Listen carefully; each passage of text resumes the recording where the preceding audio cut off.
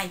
Der er rigtig mange forskellige måder, man kan sætte en tube på. Jeg er her for at vise jer et par stykker af dem, og jeg har med mig en meget farverig tube. Den er strikket i hønsestrik, hvilket så desværre også gør, at man har en ikke så pæn bagside med en hel masse tråde. Så dem skal man lige prøve at få gemt væk, når man nu sætter sin tube. Nå, men hvis vi starter, så kan man bruge den faktisk både som halstørklæde og hætte på samme tid. Det giver en enorm cool effekt. Man kan jo selvfølgelig også bare sætte den ned som en helt normal halstørklæde. Det er et stort et. Så kan man, hvis man er sikker på ikke at få bagsiden med, så kan man folde den på midten. Yes.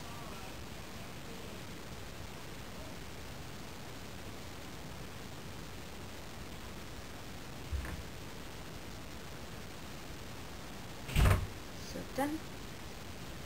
Så får man så ud af det et lidt mindre halstørklæde, men samtidig undgår man også at hænge fast i tråden.